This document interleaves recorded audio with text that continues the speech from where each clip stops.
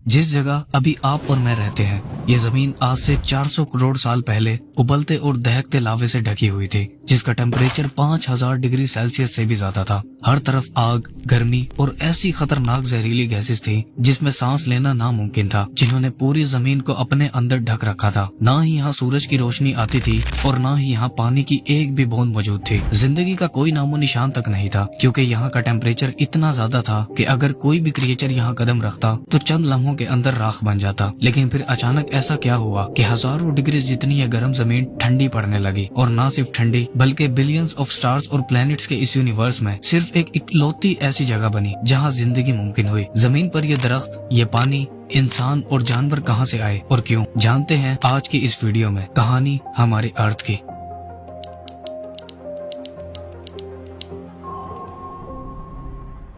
आज से करीब 6.5 बिलियन साल पहले हमारी स्पेस में एक डस्ट और गैसेस से बने क्लाउड और एक स्टार के अलावा और कुछ भी नहीं था। पूरी स्पेस एकदम खाली और खामोश थी। साइंटिस्ट ने इस गैसेस के क्लाउड को सोलर नेबुला का नाम दिया है। ये क्लाउड मेनली हाइड्रोजन और हीलियम गैसेस से बना हुआ था, जो यूनिवर्स में सबसे ज्यादा पाए जाने वाले एलिमेंट्स में से है। इसी क्लाउड में और भी कुछ एलिमेंट्स मौजूद थे, जैसे ऑक्सीजन, कार्बन, नाइट्रोजन और सिलिकॉन, जिनसे हमारे सोलर सिस्टम के ज्यादातर प्लैनेट्स बने हैं। ये बादल करोड़ों सालों तक ऐसे ही स्पेस की खामोशी में 100 लाइट ईयर्स तक फैला हुआ था। यानी लाइट को इसके स्टार्टिंग पॉइंट से एंडिंग पॉइंट तक पहुंचने में पूरे 100 साल लग जाते। लेकिन एक दिन इसके पास मौजूद उस स्टार में, जिसका हमने अभी जिक्र किया, एक बहुत बड़ा धमाका हुआ, जिसे साइंटिस्ट सुपरनोवा एक्सप्लोजन कहते हैं। ये धमाका इतना ज्यादा भयानक और इंटेंस था कि इसके फटने से उस क्लाउड के अंदर की सारी गैसेस, डस्ट और सारे एलिमेंट्स बड़ी ही तेजी से कंप्रेस होने लगे, जिसके नतीजे में ये अपने सेंटर की तरफ कोलैप्स होने लगा। इस कंप्रेशन के दौरान ये क्लाउड बड़ी ही तेजी से घूमने लगा। जैसे जैसे ये कंप्रेस होता गया, वैसे वैसे ये एक रोटेटिंग डिस्क में बदलता गया। इस प्रोसेस को सोलर नेबुला हाइपोथेसिस कहते हैं। इस रोटेटिंग डिस्क के सेंटर में एक न्यूक्लियर फिजन रिएक्शन होने लगा, जिसका टेम्परेचर 15 मिलियन डिग्री